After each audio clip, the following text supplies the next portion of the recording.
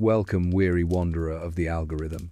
You've clicked on something titled Boring History for Sleep, so either you're terribly curious or just terribly tired. Either way, you're in the right place. Before we descend into the puritanical panic, a quick reminder to like, subscribe, and comment where and when you're tuning in from. Bonus points if you're listening from a creaky attic in Massachusetts. Tonight's historical lullaby takes us to Salem, a colonial village where dancing was a crime, books were dangerous, and having a bad day could get you hanged. It was a simpler time, simpler and scarier. You, dear listener, would not last a single day in the Salem witch trials. Not because you're a witch, though. If you've ever had herbal tea or owned a cat, you'd already be suspicious.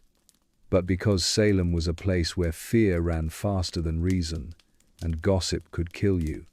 So get comfortable, dim the lights, and prepare for a tale of whispered accusations, stern bonnets, and zero tolerance for sass.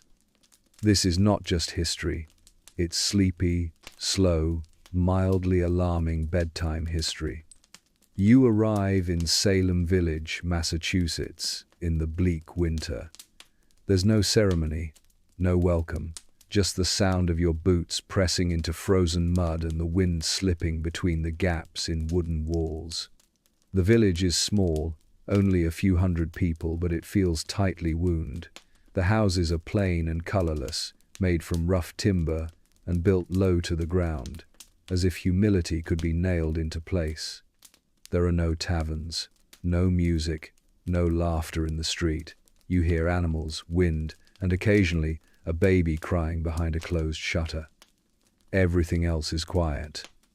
You pass a group of men stacking firewood in silence. No one greets you. A woman draws her children closer when she sees you. Their eyes follow you as you pass, unblinking. You begin to understand that in this village, being noticed is rarely a good thing.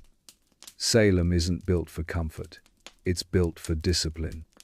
The people here are Puritan, strict, devout, and deeply suspicious. They fled England to escape religious persecution, only to create a society where questioning the preacher is about as wise as hugging the devil. They've outlawed Christmas. Dancing is considered immoral. Idleness is a spiritual threat. You learn quickly that even pleasure is dangerous here. Joy is vanity. Ornament is pride. Laughter is something to apologize for. Daily life is governed by the church and those who enforce its interpretation of God's will. At the head of this religious order is Reverend Samuel Parris. You hear his name within the first hour of arriving, whispered with the kind of reverence usually reserved for God or fear. You meet him at Sunday service in the village meeting house. He climbs the pulpit like he's preparing for war. His voice is sharp, and his sermons are long. He speaks of hell with more detail than most men describe their homes. He mentions Satan casually, like a neighbor you should be praying against. You sit through his warnings in silence. The benches are hard, the room is cold, and the atmosphere is heavy. No one nods, no one smiles.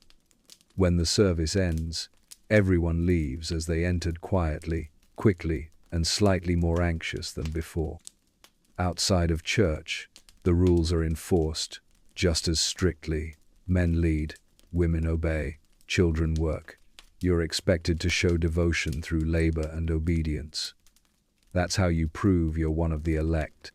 You try to fit in, you walk slowly, you lower your eyes.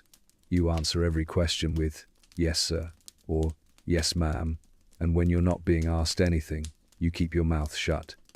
But fitting in isn't as simple as dressing plainly or attending sermons. In Salem, belonging means knowing who not to talk to and knowing exactly when to leave a room. You notice the tension quickly. There are family rivalries here, decades old, that have sunk into the soil. The Putnams and the Porters, wealthy, land-owning families, are locked in a cold war over property lines, political control, and church leadership. Most villagers have aligned with one side or the other, whether they admit it or not. You make the mistake of being polite to members of both families. Later, someone warns you not to do that again. The town is also divided over Reverend Paris himself. Some say he's too harsh, others say he's necessary. Either way, you can't afford to have an opinion. People who talk too much about the minister sometimes find themselves talked about. You begin to hear stories about others who were troubled. A woman who wandered in the woods too often. A man who worked on Sunday once. A girl who had the misfortune of being clever.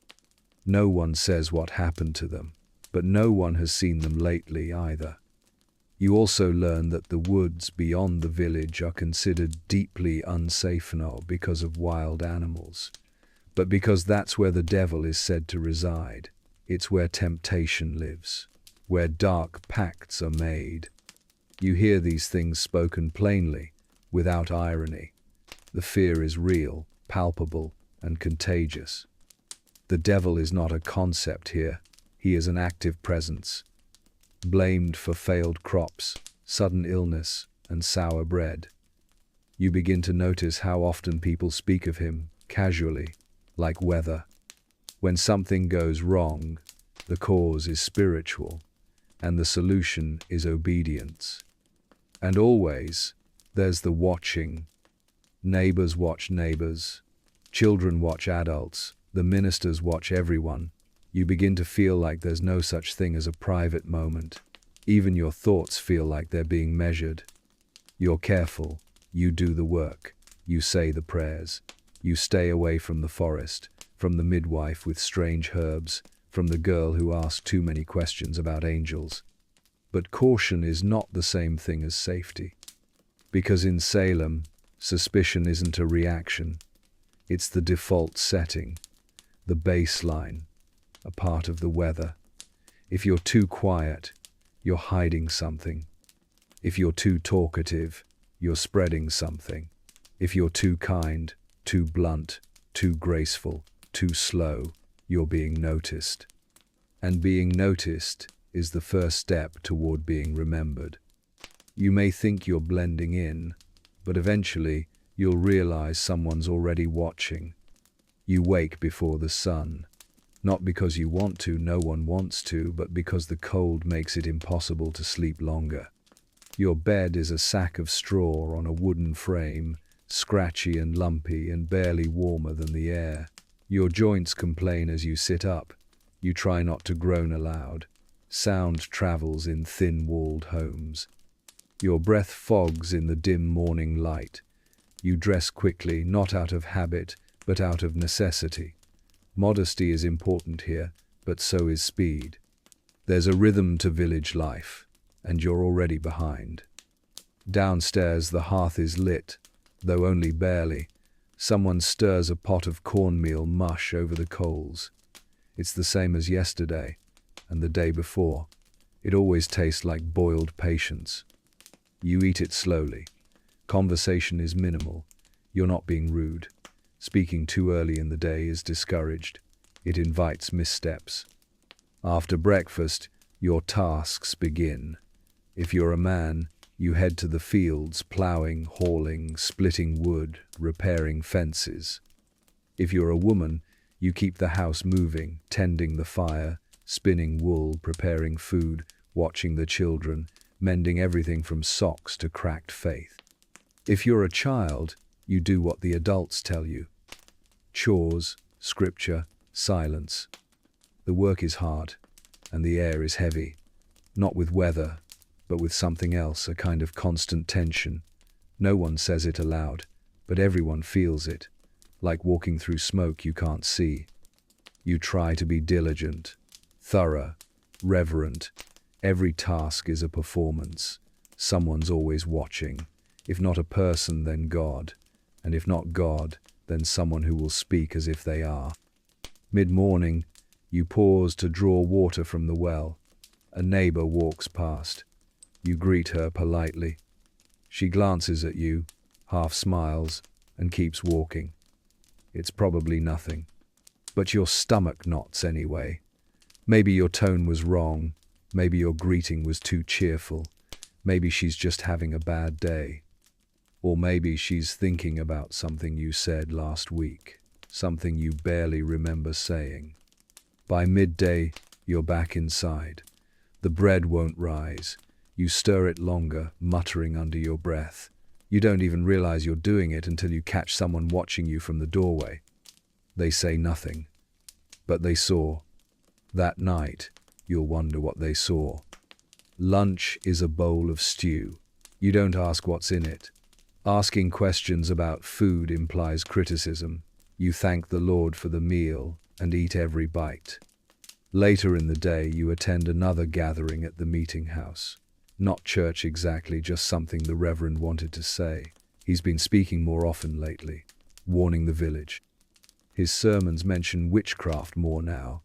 He tells stories of temptation, of demonic signs. He reminds everyone how easily a righteous soul can be led astray. People nod along. You keep your expression carefully neutral. You agree, of course. You'd never suggest otherwise. But every example he gives feels like a little too much like someone you know, or like something you did.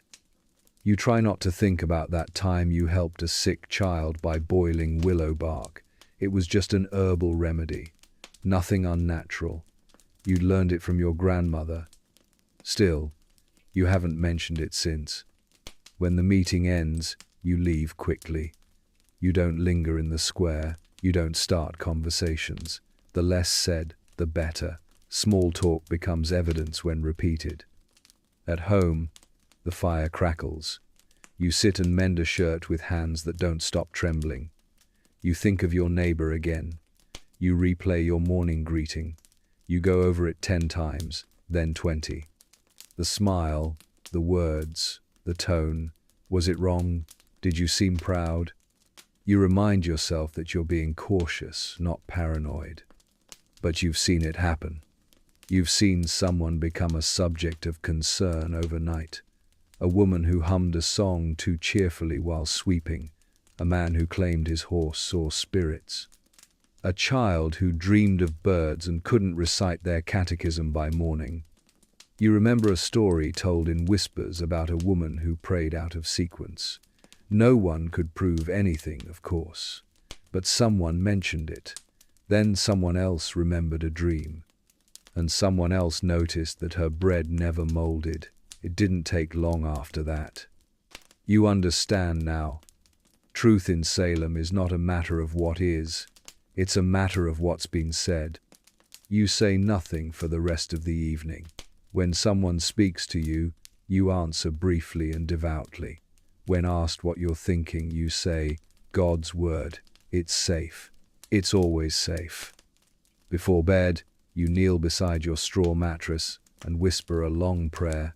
You mention everyone you've interacted with. You pray for them by name. You ask forgiveness for anything you might have thought but didn't realize. You add an extra line for safety. Then you lie down, cover yourself with a thin blanket, and try to sleep. You don't, really, because sleep requires peace. And in Salem, peace is earned through invisibility. You haven't done anything wrong, but you've been noticed, and that's often enough. You get the sense that something in Salem is always just about to go wrong. It's not the weather, that comes and goes as expected. It's not the fields, though they grumble in their own way. It's the people, how they speak, how they pause, how they look at one another. There's something behind their eyes, always calculating. You learn quickly that this isn't just a devout community, it's a divided one. There are old feuds here. Some of them started over land. Others began in courtrooms or over inheritances, or during a sermon where someone stood too proudly and someone else didn't forget it. The most visible tension lies between the Putnam and Porter Familiestuo, large, influential clans with deeply entrenched disagreements over property, power, and the future of the village. You're told it's best not to get involved, but no one tells you how to avoid it. Greet the wrong person at the wrong time, and suddenly you're an agent of factional politics. Even standing in the wrong part of the meeting house can get you labeled. You start to see it all around you. Which children play together, which adults never make eye contact, who avoids who during communal work. Everyone has an enemy, and every grudge looks like it's waiting for an excuse. And under all of it, there's the constant awareness of Reverend Paris. He's at the center of more arguments than you expected for a minister. His sermons grow longer and more urgent. He speaks of a village under siege not by armies, but by moral decay, by secret sinners, by agents of Satan walking among the righteous. Some nod along, others remain very still. You begin to realize that Paris is more than just a preacher here. He's a symbol, a dividing line. Some say he's too strict, others say he's the only one standing between Salem and damnation. You've heard both opinions from people who smiled at you the same way.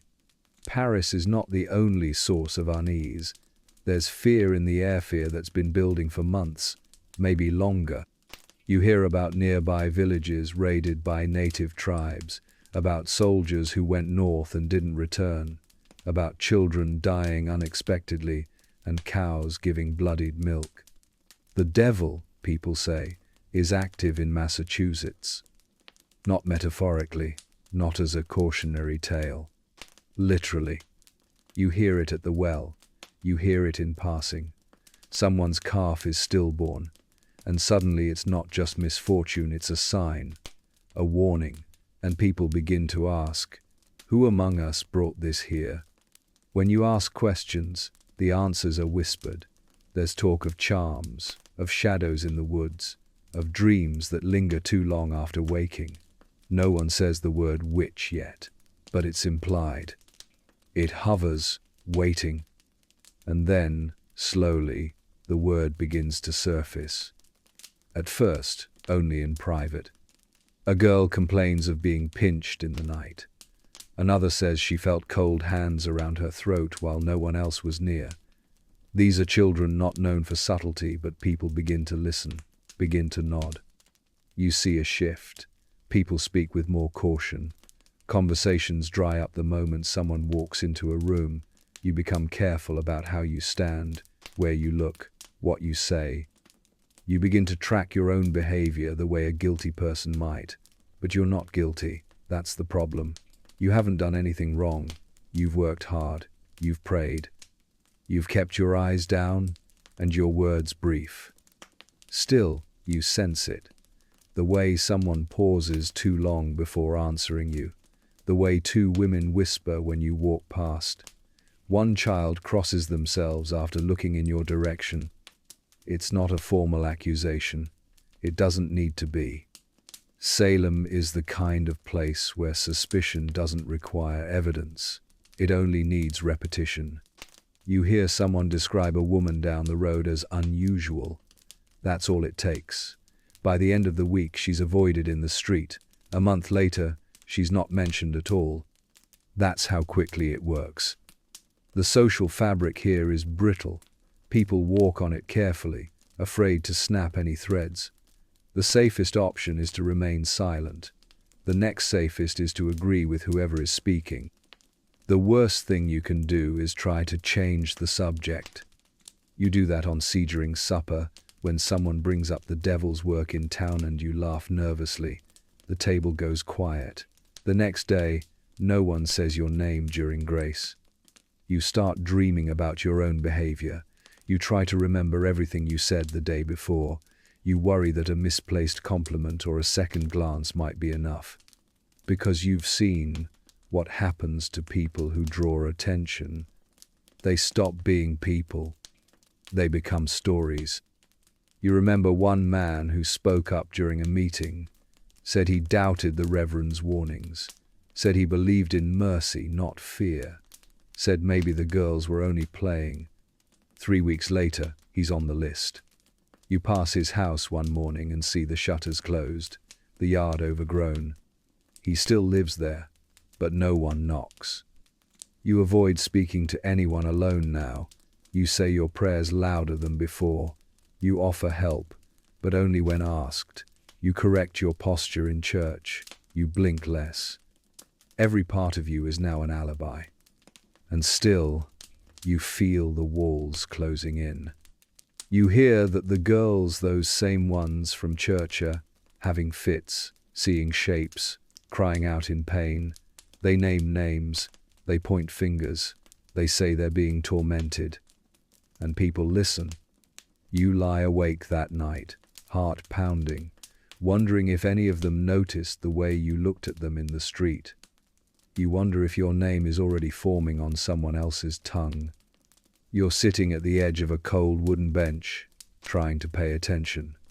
It's a Tuesday morning in early 1692, and the air inside Reverend Parris's house is thick with smoke, tension, and the faint, sour scent of fear. It's not your house, but you were asked to help. Everyone's been asked to help, because something strange is happening. Reverend Parris's 9-year-old daughter, Betty, is writhing on the floor like she's got a snake in her bonnet. And his niece, Abigail Williams, age 11, is not far behind, shouting, babbling, freezing in place like someone pressed pause on her spine. They've been doing this for days now, maybe longer. Some say they're bewitched. Others say it's a sickness. You're not sure what it is, but it's not subtle. There's wailing. There's screaming. At one point, Betty tried to crawl into the fireplace. The adults didn't like that. You stay quiet. Everyone does. Because this is not just a case of girls acting up. Not anymore. This has turned into something more theological. The physician came yesterday. He looked Betty over, listened to her whimper, and finally gave his professional opinion, which, given the medical knowledge of the time, basically involved a quick glance and a prayer. His diagnosis? No natural cause. That's all it took. From that moment on, the word witchcraft was no longer a whisper. It was spoken, out loud, in front of other people. You felt something in the room shift, like a window opening during a storm. And now, Reverend Parris is pacing. You've seen him angry before. You've seen him disappointed. But this is righteous terror, mixed with reputation management. These girls are his household. If they're involved in something unholy, it reflects on him. He doesn't like that. He doesn't like a lot of things, but he especially doesn't like implications. You glance at Betty, who is now frozen in place, staring at the ceiling with her arms stiff and her lips twitching. No one is entirely sure if she's in pain or performing. Abigail, on the other hand, is more vocal. She claims she sees a shadow in the room, a black figure, watching. You follow her gaze, but there's only a dark corner and an empty chair. You swallow hard. You don't say anything. Saying something is dangerous, but saying nothing is also dangerous. This is the new logic of Salem. In the days that follow, more girls begin showing symptoms. Not illnesses, not anything you can measure with a thermometer, which doesn't exist yet anyway, but behaviors, contortions, outbursts, screaming fits, sudden silences, arms thrown into strange angles, eyes rolled back like a warning from the inside. You attend church services where the girls collapse mid-sermon. You visit homes where they tremble and claim invisible hands are choking them. You watch them point to empty corners and scream names. And then they begin to name names. Not just anyone. Specific people. People you know. People you've talked to. People you've avoided. People who once gave you a strange look, or didn't return your greeting, or sold you a chicken that died 2 days later. The first to be accused is Tituba, Reverend Parris's enslaved servant. She's different, foreign, mysterious, easy to blame. Then Sarah Good, a poor homeless woman with an unfortunate habit of muttering to herself. You've heard her mumble before. She asks for scraps. People avoid her like a sermon about patience. Then Sarah Osborne, who hasn't been to church in months due to illness. and whose second marriage caused some whispered judgment back in 1690. You watch the list grow. You hear the girls cry out in court. You see them collapse on command, clutch invisible wounds, shriek at nothing. Their performances are convincing, or terrifying, or both. You wonder if they believe what they're doing. You wonder if they even know. And you wonder, what happens if they say your name? You've done nothing wrong. But what is wrong in Salem exactly? You once quoted a proverb that wasn't biblical. You own a shawl with a pattern that could be called excessive. You keep a diary, and one of your neighbors once saw you writing in it and frowned like they'd smelled sin in your ink. So you start to take precautions. You smile more in public. You nod harder during sermons. You offer help to anyone who looks like they're about to sneeze in your direction. You apologize for things you haven't done just in case they're thinking about it. You begin to fear children, especially girls, especially if they're whispering. You try to appear busy but not frantic, righteous but not rigid, devout but not performative. It's exhausting. And it's not working. Because the accusations are spreading like smoke through dry timber. They leap from house to house, from family to family. One person says a name. That person, in turn, says three more often to deflect attention, or as part of a plea deal, or just out of spite. It's a system of exponential suspicion. The more people who are accused, the more people need to be accused to explain the original accusations. It doesn't make sense. It doesn't need to. It just needs to continue. And you're living in the middle of it. Your day now begins with a prayer and a list of things not to do. Don't touch anyone too suddenly. Don't speak out of turn. Don't wear red. Don't mention dreams. Don't look at animals too affectionately. Don't quote scripture with too much emotion. Don't say witchcraft unless someone else says it first. And whatever you do, don't stand out. Because you've seen what happens when someone stands out. They end up in the meeting house, being questioned by a group of men with cold eyes and loud prayers. And the girls are there, too, screaming, pointing, writhing as if your presence burns them. You know it isn't real. Or maybe it is. Maybe that's the worst part. You can't even be sure of your own sanity. All you know is that logic has left Salem, and something else has taken its place. Something louder, something more theatrical, something much, much harder to survive. It starts small, just 3 women. You think this is it. The girls named Tituba, Sarah Good, and Sarah Osborne. That's probably enough. A neat little triangle of scapegoats to absorb the village's hysteria and give Reverend Paris something to preach about next Sunday. Surely it stops here. But no, it doesn't. You watch as one name turns into 5, 5 turns into 10, and suddenly it feels like everyone has a list, and every list is growing in the dark, like mold behind the clapboards. Because, here's the thing, once someone accuses, they can't stop. They don't want to. They're not just saving their souls, they're saving their necks. Confess to witchcraft, and you live. Deny it, and you're damned, and probably hanged. You realize, with a slowly creeping horror, that the safest thing to do in Salem right now is to lie, publicly, emotionally, in front of a courtroom packed with people ready to believe anything that feels righteous.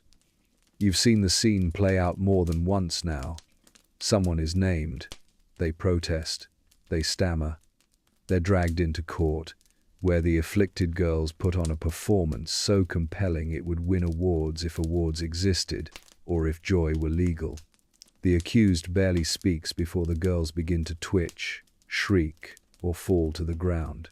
They clutch invisible wounds. They cry out, "She's upon me," or "Her spirit bites me," and point to the trembling person in the defendant's chair, who is usually trying not to cry, or throw up, or both. You sit in the gallery, you pretend to frown at the right times, you nod solemnly. Inside you're calculating, how close am I to the next person on trial? Did I lend them sugar last month? Did I once say their cat looked intelligent? Because now you know, being connected to someone accused is almost as bad as being accused yourself. And it's not just women anymore, men too, even respected ones. You hear that John Proctor spoke against the trials, said the girls were pretending. Brave, yes, but foolish. He's arrested within the week. You hear about Martha Corey, who read too many books, about Giles Corey, her husband, who refused to enter a plea and was slowly pressed to death under heavy stones for his silence. He didn't confess. He didn't deny. He simply said, between the last two stones, more weight. You find that deeply unhelpful advice.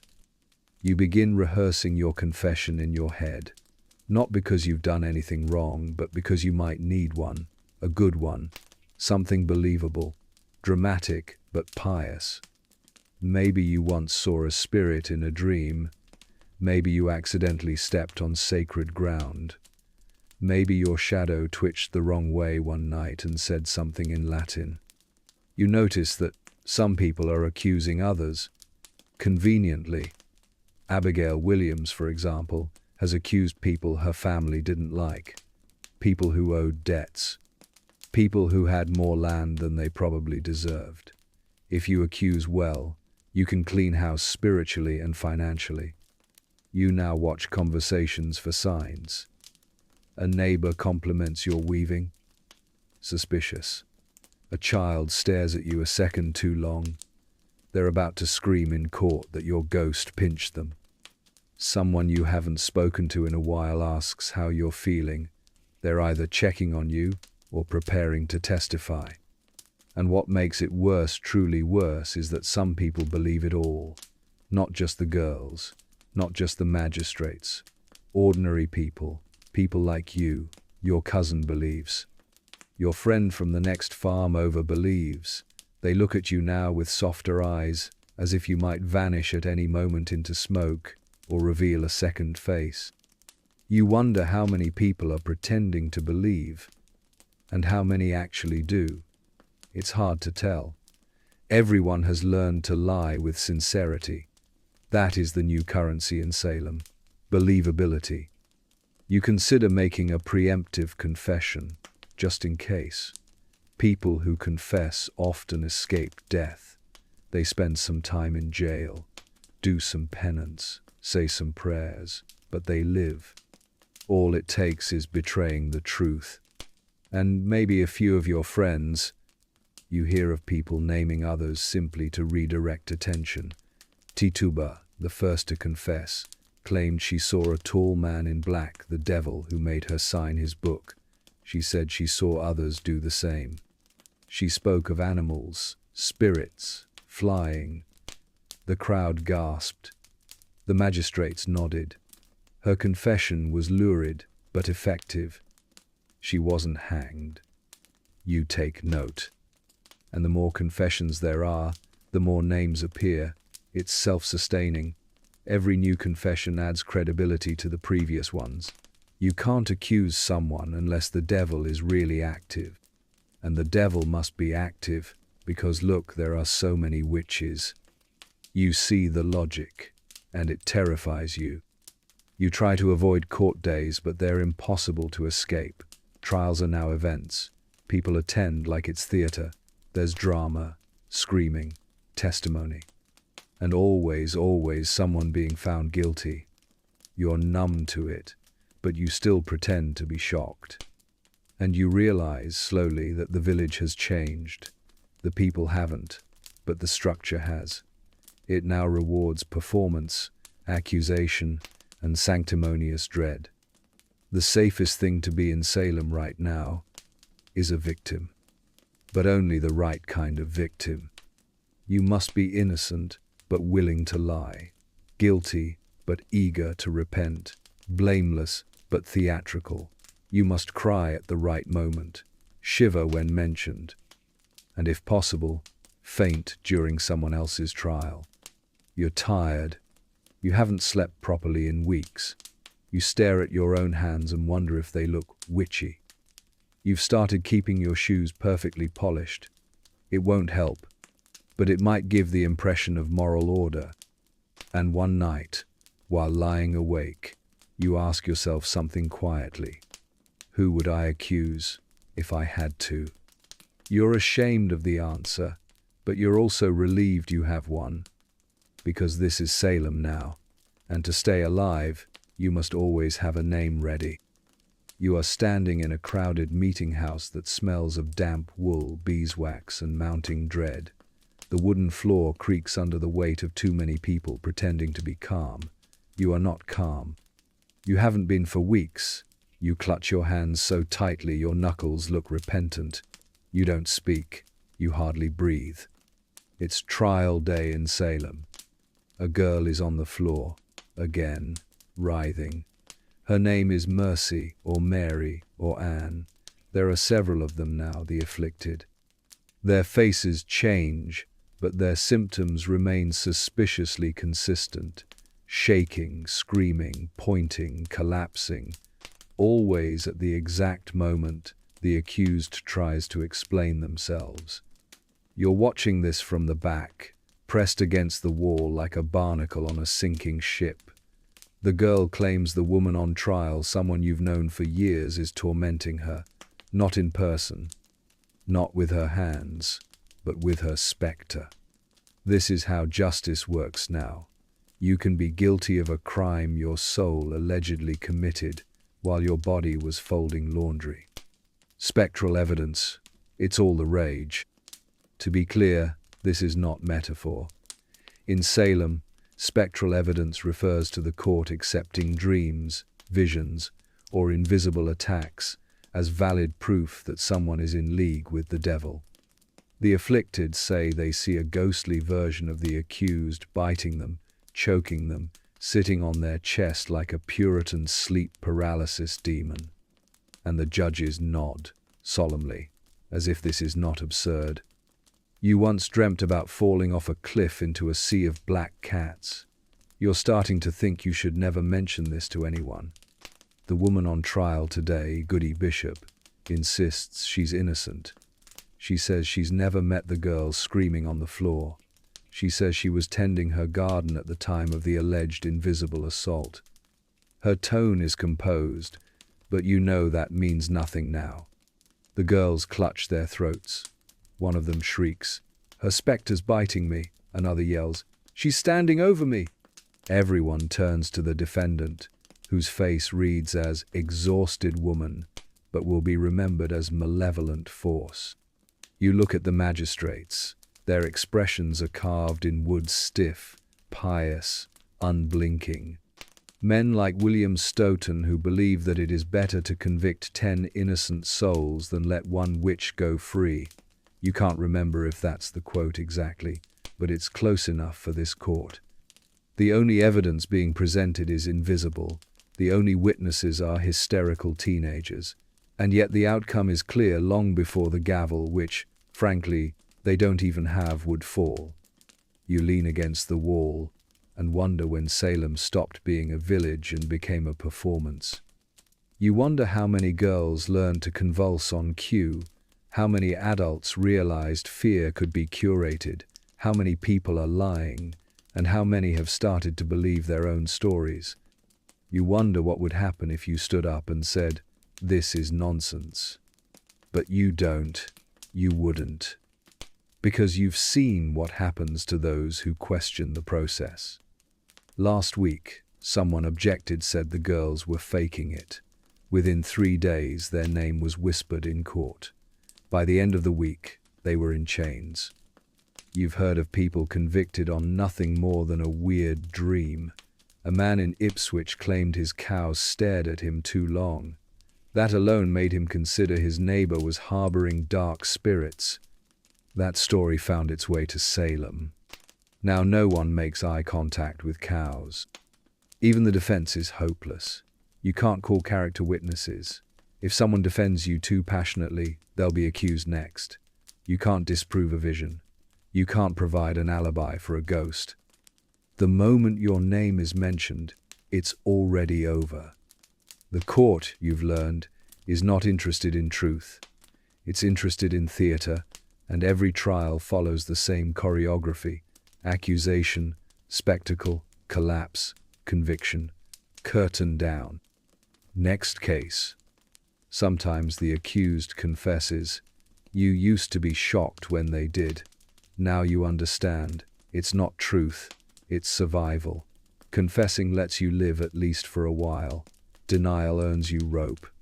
Spectral evidence is now the backbone of the entire court. It bypasses logic, ignores facts, and elevates feelings to gospel. You heard one judge say, "The devil cannot take the form of an innocent person." You thought, that's a useful assumption if you're trying to kill everyone you dislike. You try not to think too loudly. The trial ends, and as expected, Goody Bishop is convicted. The girls are carried out exhausted, weeping. They've survived another battle against unseen evil. The crowd murmurs with pious approval. You stay very still. You do not speak to anyone on the way out. You do not make eye contact with the girls. You walk home quietly, footsteps soft, mind louder than it should be. That night, you try to sleep. You try not to dream. Dreams can be used against you. Someone once recounted a dream where a neighbor turned into a dog. That neighbor now awaits execution. You wake the next morning feeling slightly ill. You tell no one. You attend the next trial, and the next. You nod when the judges speak. You gasp when the girls fall. You play your part. Because in Salem, the most dangerous thing you can be is skeptical, and the safest thing you can be is silent. You have no legal training, no education, but you understand the new law. The truth is, whatever causes the most panic and the only reliable evidence is whatever no one else can see. You have never committed witchcraft. You do not commune with spirits. But now, you check the mirror each morning, just to make sure you're still alone in your reflection. You practice your expressions in case you're called to testify. You rehearse looking concerned but not too concerned, sympathetic but not defensive, innocent but not smug, holy but in a relatable way. Because someday, someone might say they saw your specter. They'll say it pinched them in the night, or whispered secrets in church, or hovered above their bed with glowing eyes. And when they do, no one will ask if it's possible. They'll ask why. It's early morning, and your front door rattles. Not from wind, not from weather, but from fists, many of them. You knew this might happen. You even prepared, rehearsed your denials, practiced your humble expressions, reviewed your alibi, although your alibi mostly involves being at home and not communing with Satan, which, as it turns out, isn't compelling in court. You open the door and find yourself face to face with men holding warrants. They don't greet you, they don't explain. One of them reads aloud a statement so thick with legal reverence, it might as well be in Latin. You catch a few words. Suspicion, witchcraft, spectral torment. Your name sounds strange when it's said like that, like it already belongs to the condemned. They don't chain you. Not yet. That comes later. For now, they escort you. Neighbors peek from their windows. One of them crosses themselves. Another nods as if they expected this. You think of all the things you didn't do. Never hexed a crop. Never muttered over stew. Never turned anyone's goat inside out. But that's not what matters anymore. By the time you reach the meeting house, the news has arrived ahead of you. The seats are full. The air is still. The girls are here, already whispering and darting their eyes toward you like they're waiting for your aura to give them a rash. The magistrates sit at the front, William Staunton among them, his expression permanently carved in pious marble. The court recorder is already scribbling, even though you haven't said anything yet. Your silence is suspicious. You are made to stand. There is no defense table, no lawyer, no jury, only wooden boards and judgment. The trial begins. They ask your name. You say it. They ask if you've ever signed the devil's book. You say no. The girls convulse. One clutches her throat. Another cries out that she sees your shadow behind you, whispering in her ear, tugging her hair. She screams, falls to the ground, and writhes like a caught eel. You are asked again, have you made a pact with the devil? You say no. Again. Louder this time. A girl screams so forcefully she topples backward onto the floor. Her dress tears. She wails as if you've lit her on fire with your gaze. They accuse you of sending your spectre to torment her. You try to argue that this is not how reality works. You explain politely that you were at home last night, alone, reading scripture. Someone gasps. Reading, you realize too late, was a mistake to mention. They ask what book. You hesitate, not because you've forgotten, but because you can already feel the courtroom tighten. You say, the Psalms. The magistrate nods, slowly, then asks, which ones? You pick one at random, Psalm 23, a safe choice. A girl screams, he's mocking the Lord. Another begins choking, clawing at her throat. Her friend sobs and points at you, yelling, stop her, spirit. You wonder how they do it. Are they acting? Are they possessed by belief? Is it fear? Is it power? You don't know. You're not sure it matters. Because here's what you've figured out. This isn't a search for truth. It's a performance. And the role of innocent villager is written without lines. You're instructed to turn around. They want to see if the girls react to your back. You comply. They scream louder. You are told to touch one of them, just to test something. You hesitate. The courtroom urges you forward. You reach out, place your hand lightly on the girl's arm, and like magic, she stops convulsing. The court gasps. This is meant to be proof. Spectral healing. They believe your touch breaks the spell you yourself allegedly cast, which is like being accused of arson, then blamed for putting out your own fire. They question your dreams. You claim not to remember them. That's seen as withholding. They ask if you've ever owned a poppet, a small doll used for sympathetic magic. You say no. A neighbor stands and says she saw you sewing once, and it looked like you were whispering. You want to laugh. You don't.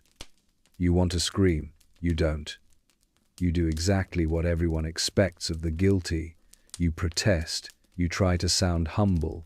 You say you fear God. You say you respect the court. You quote scripture. You recite the Lord's Prayer. One of the afflicted girls yells, "She's speaking it backwards." You weren't. But at this point, what difference would it make? The magistrates retreat to confer. The room buzzes. You are left standing alone, watched, condemned by proximity to panic. You think about confessing, not because it's true, but because it might save your life. You could make up a story. Say you were led astray. Say you flew through the night but didn't mean to. Say you were tricked by a dark man in a wide-brimmed hat who offered you warmth and butter. Everyone loves the butter detail. But you don't confess. Not yet. When the magistrates return, they pronounce that you will be held for further examination. A trial will follow. You will be detained indefinitely while they gather more evidence. By which they mean, wait for more girls to scream. You are led out, shackled now. You notice your hands are trembling, not from guilt, from the knowledge that you are no longer a person with a story. You are a symbol, a witch-shaped hole in the moral fabric of Salem. The cell awaits, and so does the gallows, quietly, in the background. You tell yourself you'll survive this. And for now, At least, that might be true. You've been in the jail for 3 days. Or a week. Or maybe it's been longer time, doesn't behave normally here. There are no clocks, just the scrape of rats, the groans of the sick, and the occasional scream when someone realizes they're not getting out. The straw is damp, the air smells like mildew, old fear, and something sweetly rotten, possibly cabbage, possibly regret. You've slept very little. Every time you start to drift off, someone weeps, or prays, or whispers that they saw a black cat walk through the wall and vanish. No one questions this anymore. You share your cell with others now, people you once nodded to on the street, people who've been accused, not of crimes, but of being suspected. One woman says she was named because she gave a neighbor bad bread, another because she had too many daughters and smiled too often. You all know what's coming.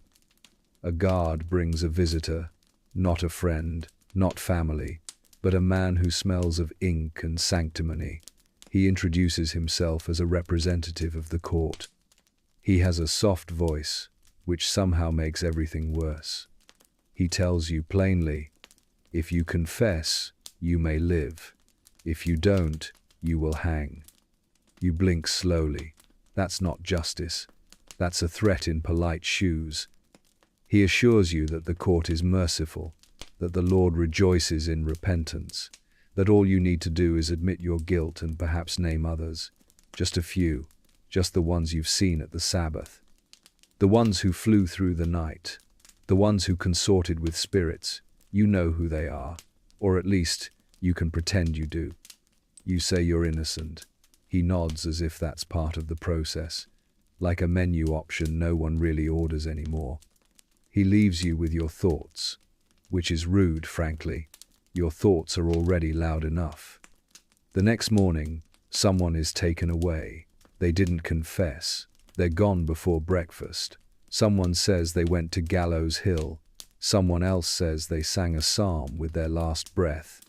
Someone else says it's better to die innocent than live a liar. You are not entirely convinced. You sit with your hands in your lap and think about what it means to admit to something you didn't do. It's dishonest, but so is this entire situation. Perhaps, in a dishonest system, a false confession is the only honest thing left. You could say you flew through the trees at night. You could say you felt the devil's cold hand on your heart. You could make up a name, or 3. Everyone else is doing it, and it's working. Some of the confessed witches are still alive, still breathing, their sentences commuted, their lives reduced, yes, their reputations ruined, but their hearts still beat. You envy that. You wonder what kind of person it takes to die for a principle. You suspect it's not you. One night, a man in the next cell offers you advice. He's confessed already, says it gets easier after the first lie, says they brought him bread and a blanket. Says you just have to stop thinking of the truth as something worth preserving. You thank him, quietly. You feel like you're losing pieces of yourself, but maybe that's how survival works here, by subtraction. The next day, the guards call your name again. This time, you're not dragged, you walk. They take you to the examination chamber, which is just a smaller room with more people frowning. You're seated. The same man from before is there. Ink-stained, righteous, patient. He asks again, "Do you confess to witchcraft?" You hesitate. He waits. You think of your family. You think of the rope. You think of the sound your breath might make when it stops. You nod. The relief in the room is immediate. He smiles. He records your words. You don't even have to make up much. Just say what's expected. Yes, you signed the book. Yes, you attended the devil's meeting. Yes, others were there. They ask who. You pause. You give them names. Not enemies, you're not cruel. Just people you think can survive this. People already suspected. People strong enough to weather your betrayal. You walk back to your cell and sit in silence. Everyone stares at you differently now. Some with pity, some with contempt. One woman smiles faintly, as if to say, "At least you'll see another sunrise." You wonder if the confession will save you. It might, but it won't save who you were. The weeks go on. You remain in jail. The trial record lists you as repentant. Your execution is postponed. Others are not so lucky. You attend a hanging from a window, not by choice. You hear the cart roll past. You hear the murmuring crowd. You hear the rope stretch. You hear nothing afterward.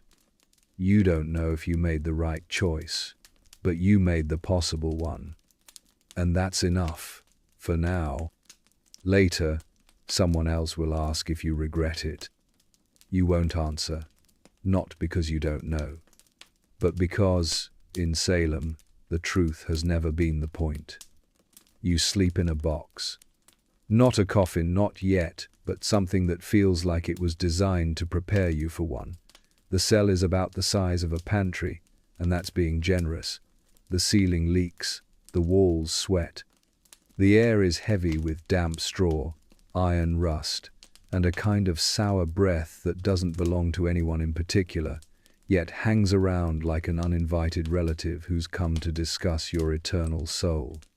There's no bedding, just the floor, which doubles as your mattress, chair, dining area, and confessional. You lie on your side, trying to find a patch of straw that isn't infested with lice. You fail, you scratch, you give up. The lice are winning. This is their world now. Around you, others moan in their sleep, or in their waking sleep. It's hard to tell anymore. You've learned the sounds people make when they think they're alone. Some whisper scripture. Others bargain with God in a loop.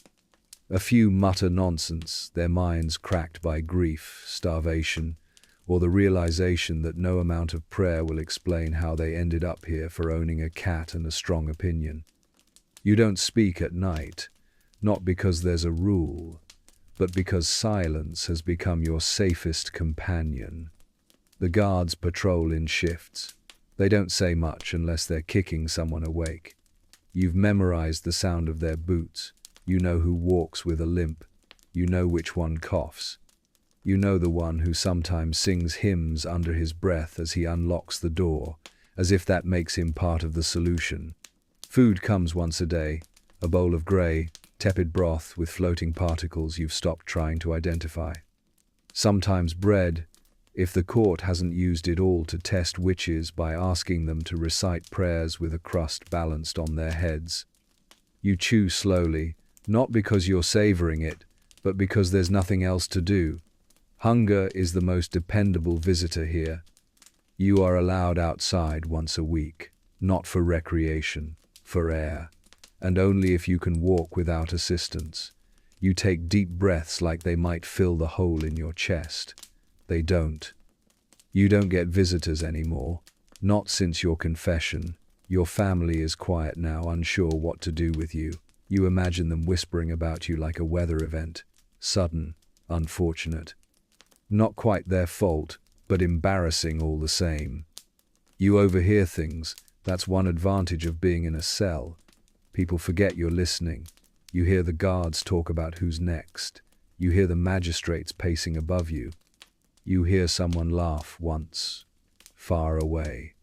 It sounds unnatural, like something that escaped. You've been given a title now, accused witch. It clings to your name like mildew on scripture. You used to be a person. Now you're a role in someone else's morality play. A lesson, a warning, a headline written in ink and rope. One of your cellmates, Goody Parker, hasn't spoken in days. She just rocks back and forth and holds her hands like she's still kneading dough. She used to be known for her sweet rolls. Now people say she hexed a baby into illness. You don't ask her about it. What would be the point? You're not friends with the others in your cell. Your companions by default bound together not by affection but by shared humiliation. Sometimes someone prays aloud and you join in. Other times you pretend not to hear it. The jailer has started forgetting your names.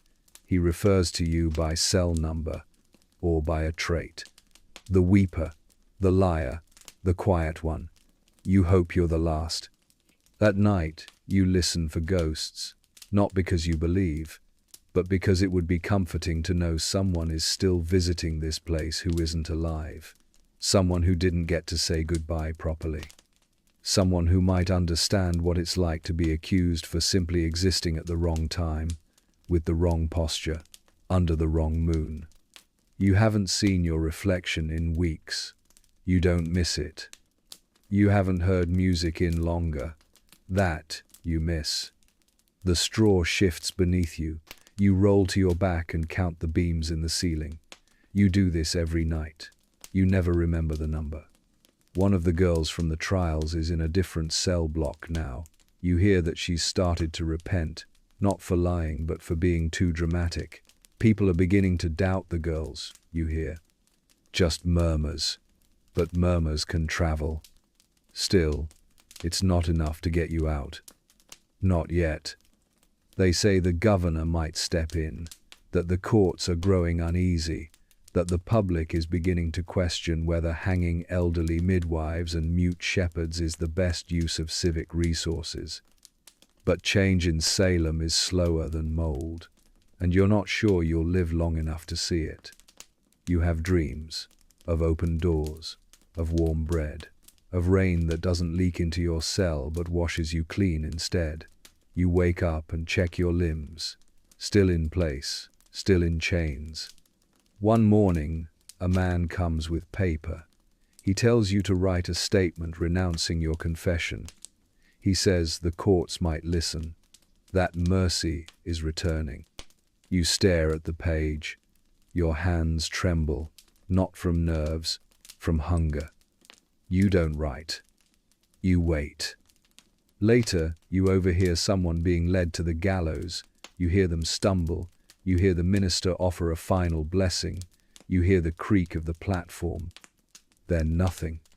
The silence afterward is always heavier than the sound. You close your eyes and try to remember a time before all this. You can't. You roll to your side, press your face to the wall, and try to sleep again. Not because it brings peace, but because it's the only escape still allowed to you. You're awake before dawn, not by choice.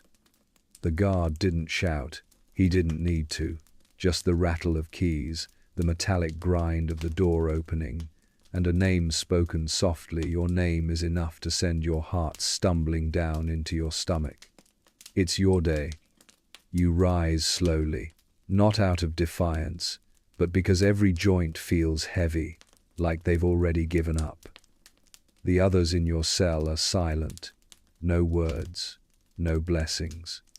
Just shared eye contact, the kind that says, "I'm sorry it's you and relieved it's not me." They don't shackle you today. There's no need. There's nowhere to run. They let you wash your face, with water so cold it feels like a final baptism. You scrub the grime, but it doesn't matter. You'll leave this world with prison under your fingernails. That feels appropriate. Someone brings you a clean shift. Not white, you're not innocent enough for that. But simple, plain. The executioners prefer neatness. Hangings are public after all. Better to look respectable when your neck snaps. A minister arrives. Of course, he offers a prayer. You nod. You try to remember if you still believe in God, or if that belief was the first casualty of all this. You whisper, "Amen," just in case it still counts. They walk you through the village. You hear them before you see them. The crowd. It's not loud. No cheering, no heckling, just murmurs, shuffling feet, the occasional cough. You catch sight of familiar faces, people you bought eggs from, people who once complimented your stitching. One of them looks away, one of them does not. The gallows sits at the top of a hill, not a grand structure, just a beam, a rope, a platform, utilitarian, efficient. This is not spectacle, this is procedure. You wonder how many feet have walked this same path. You wonder if the wood creaks the same every time. You stand on the platform. It's slightly uneven. One of your toes slips into a gap in the planks. The minister says something about mercy. You pretend to listen. You nod when appropriate. Someone adjusts the rope. They do it quickly. Practice makes perfect. You want to speak. You've thought about what you might say. A last word, a statement, something bold, something forgiving, something that will echo in someone's memory for years. But when you open your mouth, nothing comes. The words stay inside you, as if they know it's no use. You hear birds. That surprises you. You'd forgotten the world still has birds. They ask if you have repented. You say yes. You don't explain what for. The hood is optional.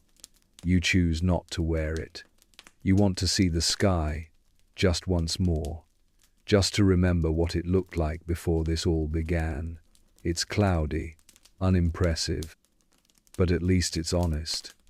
The rope is heavy around your neck, heavier than you expected. It smells like hemp, sweat, and old fear. You feel the breeze. You hear the creak of the beam above you. The executioner doesn't speak. He doesn't have to. This is his job. He's efficient, perhaps even kind, in a way that doesn't matter.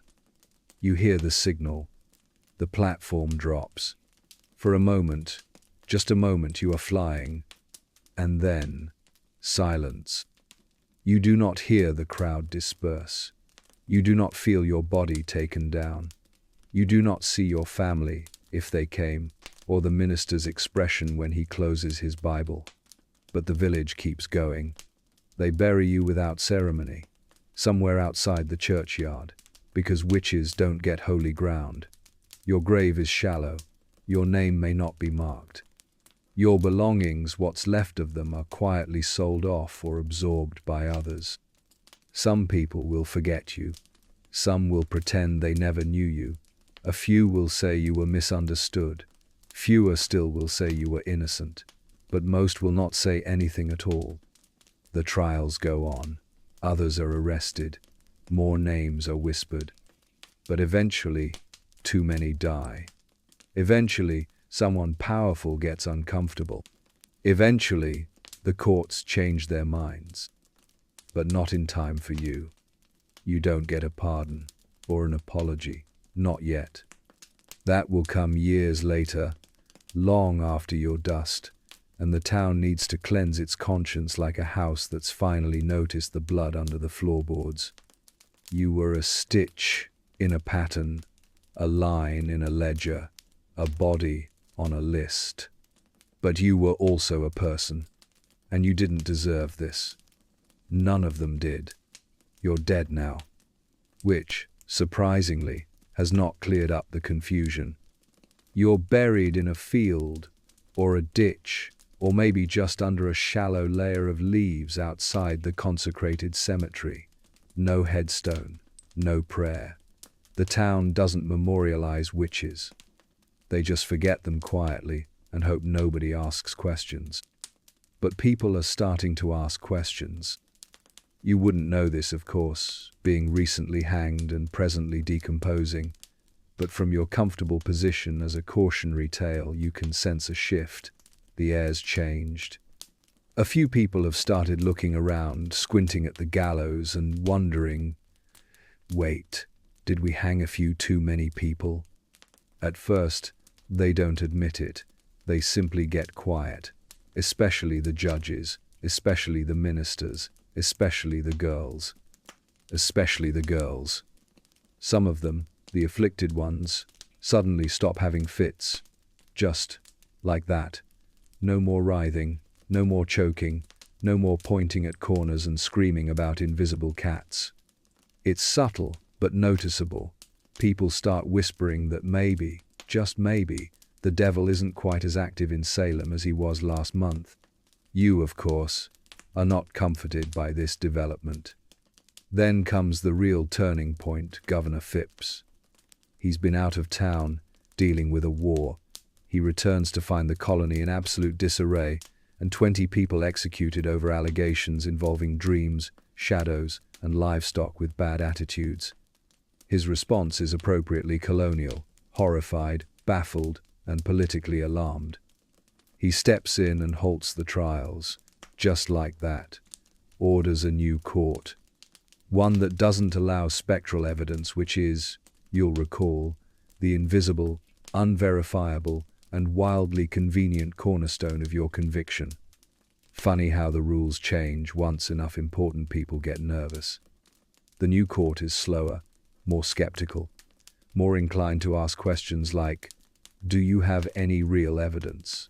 And, did you just accuse your midwife because she said your soup was bland? Under this new scrutiny, the panic dies almost overnight. It turns out that without ghosts, dreams, and dramatic fainting fits, most witch trials fall apart immediately. Some prisoners are released, not out of kindness, but because the enthusiasm for killing has finally worn off. The public is tired, the judges are embarrassed. The ministers are walking very carefully around their own sermons. Reverend Parris, the same man who shouted about Satan from the pulpit every Sunday, begins to backpedal. He preaches about unity now, about healing. He offers prayers for the community. He does not mention your name. Years pass. Some of the families of the executed begin to speak out. Slowly, carefully, they petition for official apologies, for reparations, for acknowledgement that, just maybe, their mother, or sister, or grandfather was not in league with the Prince of Darkness, but simply in the wrong place with the wrong expression. Eventually, the colony agrees. Kind of. In 1697, a day of official fasting is declared. A day of soul-searching, they call it. A whole day set aside for Massachusetts to look itself in the mirror and go, oops, not justice, not quite, but it's something. The judges who presided over the worst of it, especially William Stoughton, never apologize. He stands by his rulings, says he had to act decisively. He was trying to protect the colony, a man of principle. You might call it conviction. Others might call it career preservation. Some of the girls claim they were misled. Others vanish into marriage and obscurity. Abigail Williams disappears entirely. No records, no trial of her own. Just gone, like fog after a storm. She survives you by decades. She never apologizes either. As for your family, assuming they survived the shame they're left with your absence, your name, scratched off the village record like an error in the margin. Some of them will try to clear your name in court. Some will try to forget you. Some will light a candle when no one is looking. In 1711, the colony finally issues a bill restoring the good names of some of the executed. Not all, just some. It's selective redemption. Like only unhanging the ones who were slightly more popular. Your name may be included, or not. Records are inconsistent. A few lines in a ledger. A quiet admission that something went wrong. No one goes to jail for it. No one hangs for hanging you. Instead, they go back to their lives. They plant crops. They mend fences. They marry. They age. And Salem moves on, carrying the weight of what it did the way a crooked spine carries shame awkwardly, silently, and always slightly hunched. Eventually, the town splits. Salem Village becomes Danvers, a rebranding effort. Because history sticks, and sometimes changing the name is easier than explaining the blood in the soil. You become folklore, a whisper, a warning. School children will hear your story and furrow their brows at how ridiculous it all seems. They'll ask how a town could hang people over nightmares and gossip. Their teacher will pause and say something vague about mass hysteria. Your story will be used as a cautionary tale, not against superstition, but against the wrong kind of belief, the kind that feeds itself, that turns fear into spectacle, that gives people permission to harm in the name of good. And maybe, just maybe, someone will lie in bed one night, unable to sleep, listening to your story in a soft, slow voice, and they'll wonder what they would have done if they'd lived in Salem. Would they have spoken up? Would they have stayed silent? Would they have accused? Or would they have survived? Years from now, long after your trial, long after your name is etched in dusty court records or not at all, the world keeps turning. But your story, the one you didn't get to finish, is still being told. Not because people want to remember it, but because they can't afford to forget it. They'll say it was mass hysteria. That's the polite term. They'll use it in textbooks and documentaries, usually in the same breath as plagues and stock market crashes. But hysteria is just a clever word for fear that got out of hand while wearing a bonnet and quoting scripture. Really, it was never just panic. It was control. Suspicion weaponized into civic duty. Fear turned into theater. And you, unfortunately, were part of the cast. Future historians will marvel at how fragile it all was. How belief, when untethered from reason, became a machine that devoured its own creators. How children led adults. How whispers held more weight than facts. And how a shadow in a dream was treated with more gravity than anything you could touch, taste, or prove. You'll become a case study, not a person. Scholars will debate what really caused the Salem witch trials. Was it politics, religious extremism, psychological suggestion, ergot poisoning, boredom, bad grain? Everyone will have a theory. No one will have certainty. That's the irony. Your trial was built on certainty. Absolute, uncompromising, God-ordained certainty. And yet here, hundreds of years later, the only thing anyone is certain of is that it shouldn't have happened. But it did. And not just in Salem. Because Salem wasn't the beginning, and it wasn't the end. It was just particularly loud. You'll see it again, this pattern. Not with gallows and ghosts, but with flags and files, headlines and hashtags. A different kind of trial, in different courts, with different robes. But the same rhythm: suspicion, accusation, escalation, collapse. America, it turns out, has a talent for this sort of thing. A new panic emerges in the 1950s. Not witches this time, communists, specters of a different shape. Now the threat wears suits, speaks Russian, and maybe once attended the wrong meeting in college. Careers are ruined. Families broken. People confess to things they didn't do to avoid consequences they didn't deserve. It feels familiar. Decades later, another wave. Satanic panic. This time it's daycare workers and recovered memories. The media amplifies it. Authorities follow the hysteria. It gets worse before it burns out. And each time, someone brings up Salem. They don't always mean to, but the comparison floats up, as if tethered to the nation's spine. A reminder, a warning, a mirror. No one likes to look in for too long. Eventually, your town, the one that killed you, builds a museum. Tours are given. People dress up in cloaks and hats. They sell little broomsticks. Witch City, they call it. They hang cheerful signs on souvenir shops and decorate the streets with cartoon ghosts. You become an industry. No one profits from the truth. But the aesthetic, that sells. Your name might be on a plaque, if you were lucky, if someone remembered to submit the paperwork. In school, students read The Crucible, a play written centuries later by a man trying to explain McCarthyism through your story. They'll think it's accurate. It isn't, but it's close enough. You'll become metaphor for injustice, for fear, for what happens when people stop asking questions and start looking for someone to blame. And some people, not many, but enough, will lie in bed at night, under a blanket, safe and warm, and wonder how it happened. They'll try to picture it.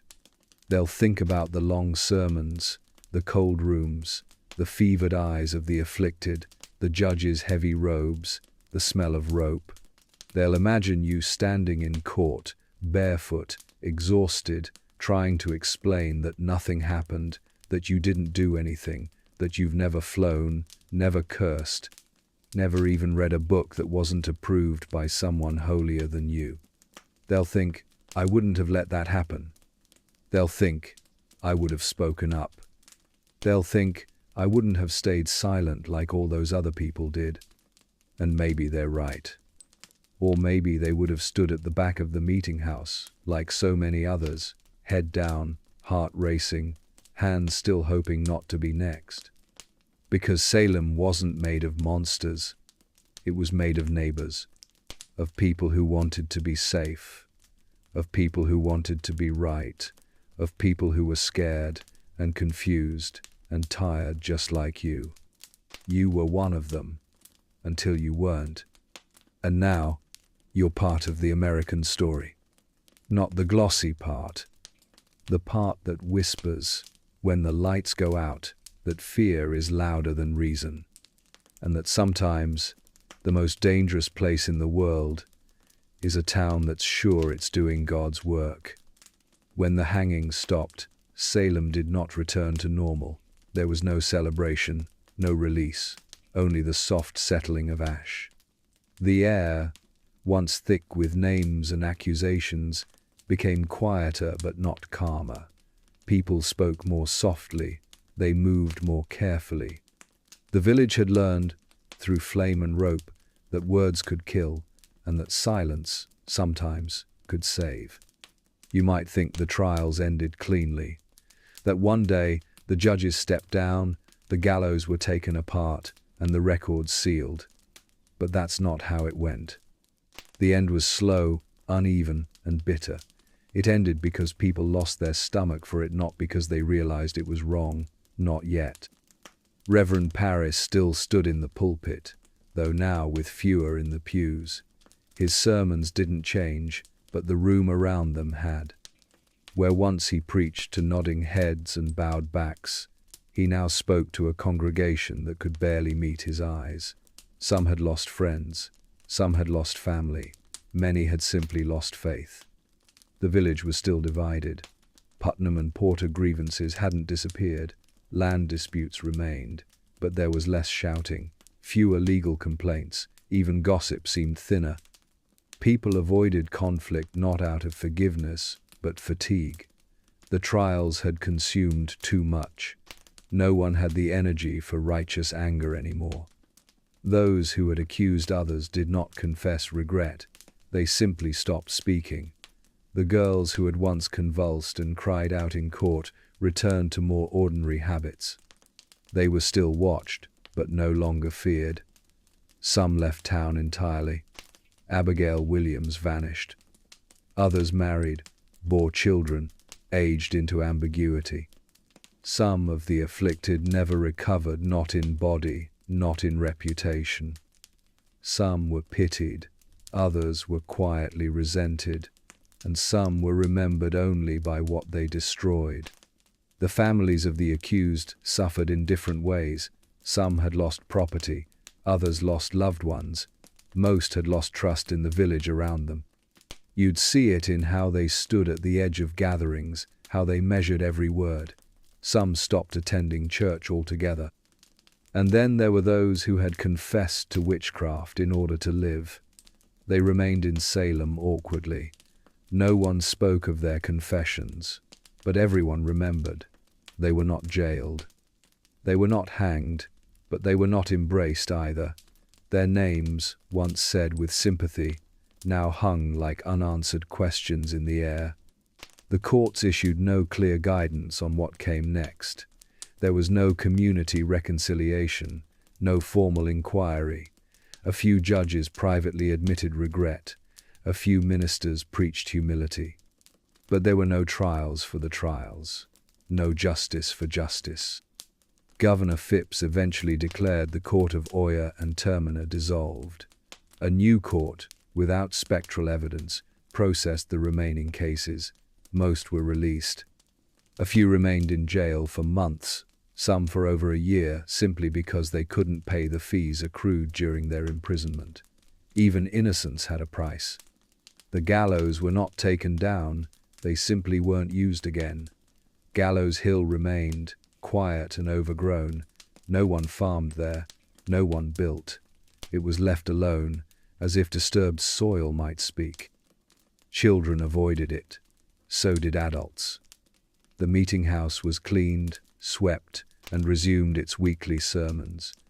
But it was different now. The wood held memory. People sat farther apart. Fewer songs were sung with confidence. And the village records names, testimonies, confessions remained, stored in trunks and cupboards, the ink dark and dry. Occasionally someone would open them, but most preferred not to. You could walk through Salem in 1693 and not see a witch trial, or a cart of prisoners, or a line of people signing confessions. But the shadow was there, in the quiet, in the eyes of the survivors, in the way people flinched at accusations, even mild ones. It had become a place where memory made more noise than history. If you asked someone what really happened, they would say little. A phrase, a gesture, perhaps a shrug. It was a difficult time, they might say. The devil was active. There was confusion. But they wouldn't give details, not unless they trusted you. And even then, their voices would lower, because Salem had not cleansed itself. It had only paused. The ghosts in Salem don't knock on windows. They don't drift through walls. They don't leave cold spots or flickering candles. No, the ghosts here are quieter than that. You'll find them in conversations that end too soon, in names people stop saying, in the empty spaces where someone used to sit. They haunt the town not with screams but with pauses. You hear them in the silence that follows a question, in the breath someone takes before saying, "It was a terrible time," in the way someone might glance down at their hands when the past is brought up. These are not the ghosts of fiction. They do not float, they remember. Some live in the homes of those who testified, who accused, who pointed, who wept in court while others were sentenced. You notice the way their shutters close earlier now, the way their children play a little farther from the road. You hear laughter sometimes, but never too loud, and never for long. Other ghosts live in the families of the condemned, a mother who lost her daughter, a brother who couldn't convince the court, a son who stopped speaking after his father was taken.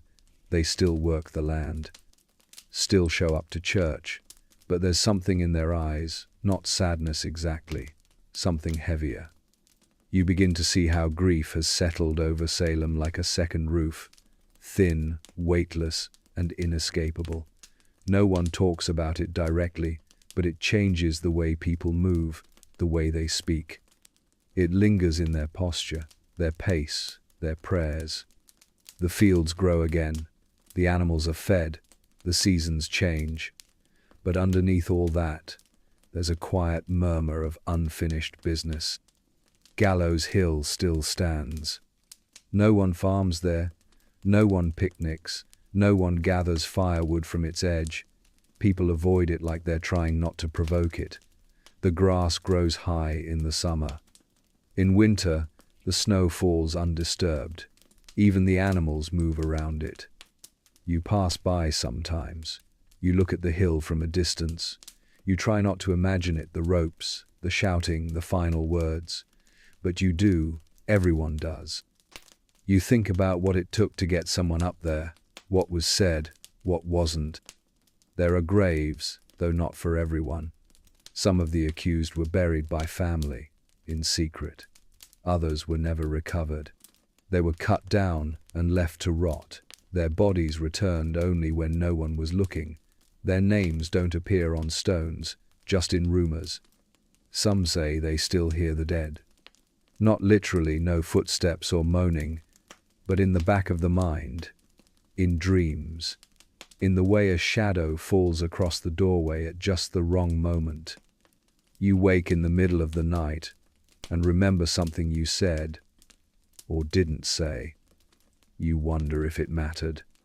Some of the confessed still live in town. They walk a little slower now. Their heads stay low. They speak softly, always with a tone of apology. You know who they are. Everyone does. No one says anything to their faces. But no one invites them to supper either. They were spared, yes, but not trusted. You watch one of them pick up bread at the market. You see the vendor hesitate before handing it over. A pause, a flicker of judgment. It's gone in a second, but you saw it. So did she. The children don't ask about the trials, not directly, but they know something happened. They hear things in fragments, whispered stories, sudden silences. They ask why some names aren't in the register, why some houses seem too quiet, why some people look older than they should. You see them glance at Gallows Hill and then quickly look away. The meeting house is still in use. The sermons are still long, but people listen differently now. They fidget more. Their eyes wander. The Reverend speaks of sin and temptation, but there's less fire in it. Or maybe there's just less fuel. You catch sight of the church ledger once, the names, the dates. You recognize a few, the ones who stood accused, who confessed, who died. The ink is clean, no strike-throughs, no explanations. Just names, now silent. Some say the town will heal, that the grass will grow and the memories will soften. That time will dull the guilt and the shame and the endless echoing question, why did no one stop it? But time does not remove ghosts. It only teaches people to live around them. You start to avoid certain topics in conversation. You hear yourself speak more carefully. You nod along when someone says it was all hysteria, or that the devil was truly at work. You don't correct them. You don't explain. Because you know how easy it is for silence to become survival. You keep walking. You keep praying. You say the names you're allowed to say. You keep the rest tucked behind your teeth, unspoken but not forgotten. And on some evenings, when the sun is low and the wind moves a little too cold through the trees, you find yourself stopping. Not because you heard something, but because you didn't. Just the quiet. And the long, low feeling that someone who should still be here isn't. You hear about Salem in school, or maybe you see it first on television, a cartoon witch in a pointed hat, flying past a crescent moon, or someone in costume, all black robes and broomsticks, saying double, double, as if Shakespeare had written the court records.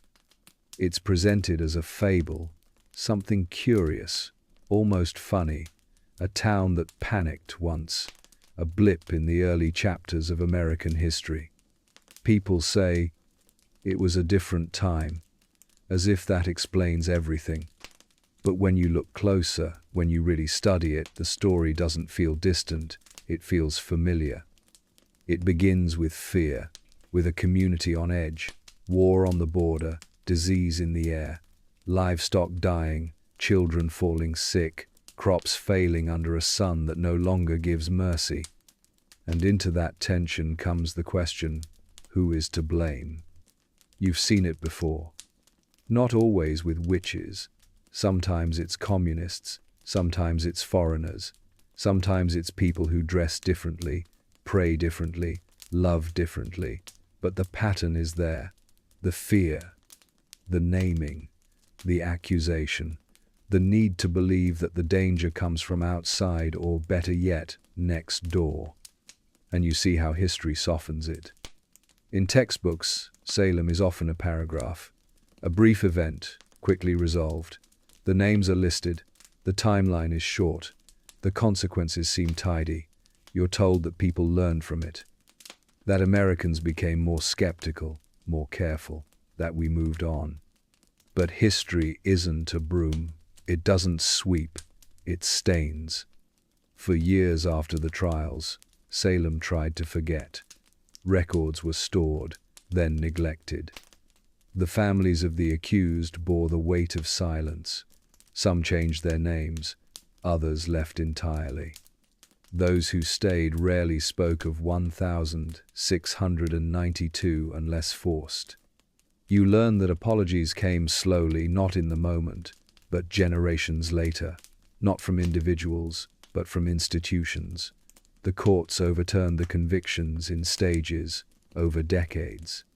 Some names were restored, some were simply lost.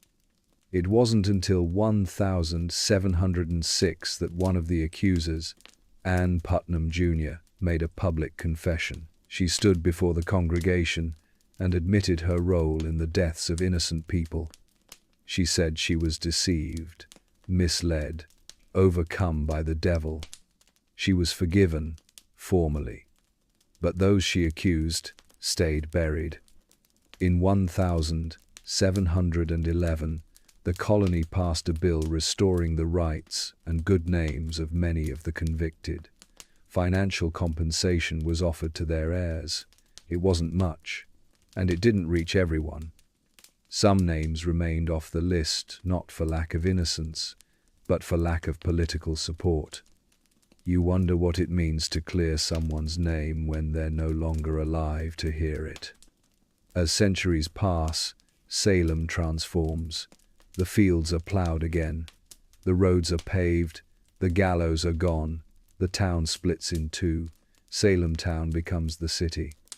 Salem village becomes Danvers, renamed as if that might help the memory recede. But the story never leaves. In the 19th century, writers and reformers resurrect the trials as cautionary tales. They invoke them during arguments about church and state, about mob rule, about freedom. They hold up Salem as the ultimate warning. Don't let this happen again. In the 20th century, Arthur Miller writes The Crucible, a play that uses the witch trials to speak about McCarthyism, about blacklists, about fear in modern America. Audiences watch it and feel superior. Surely we've outgrown all that. But then it happens again. Not with gallows, maybe, but with committees, with rumors, with laws, with the kind of suspicion that wears a badge and calls itself order. You start to see that remembering something isn't the same as learning from it. Salem is remembered as a failure of justice, but not everyone agrees on why. Some say it was because spectral evidence was allowed. Others say it was because too many people listened to teenage girls. Others still insist the devil was real, that the trials were necessary, even if they went too far. The modern town of Salem leans into its legacy. Witch shops open on Essex Street. Tourists buy candles and t-shirts and mugs with broomstick puns. Halloween becomes a local industry. People dress as Puritans. There are reenactments. A museum. A wax figure of Giles Corey being pressed to death, complete with audio. You walk through the exhibits and wonder what the dead would think of it. There are efforts at dignity too. A memorial stands near the old execution site. 20 names etched in stone, each with the date of death. Visitors leave flowers. Some cry. Some just stand and read. Others take pictures and move on to the gift shop. You notice how some guides emphasize the panic, the mystery, the drama. Few dwell on the everyday cruelty, the cold jail cells, the loss of property, the children orphaned. That part is harder to sell. You hear someone say, "It could never happen now," and you think, why not?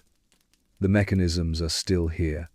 The fears, the rhetoric, The need for purity, for control, for someone to blame. It wouldn't look the same.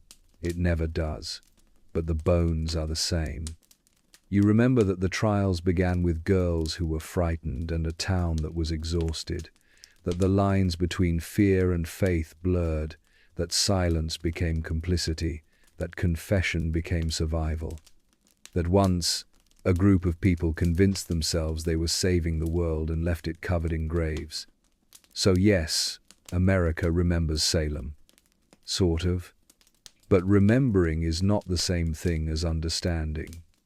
And understanding is not the same thing as change. So, now you know. You wouldn't have lasted a day in the Salem witch trials. Not because you're fragile, or sinful, or especially suspicious looking, though your fondness for herbal tea and your tolerance for cats wouldn't have helped. You wouldn't have lasted because you're alive in a time where logic, fairness, and evidence are generally expected, and in Salem, those were considered optional, if not outright dangerous. You would have slipped. Maybe you would have sighed too loudly during a sermon. Maybe your bread would have burned and someone would say it was cursed. Maybe a child would cry and point and say you looked strange when you smiled. And once that spark caught well, you've seen what happens next. It wasn't about guilt. It wasn't even about belief. It was about fear, about control, about the human need to explain misfortune by assigning blame to someone who can't fight back. And when that wheel starts turning, it doesn't really matter how innocent you are. All that mattered was that you were available. But now, here you are lying in bed, safe and warm, surrounded by pillows instead of pitchforks. No courtroom, no rope, just your own breath, slow and steady. And maybe, a little quieter now, the rustle of history folding itself back up for the night. Take one last breath. Let your eyes drift closed. Let the story settle. And know, at least in this timeline, you made it. Sleep well, strange and wonderful witch.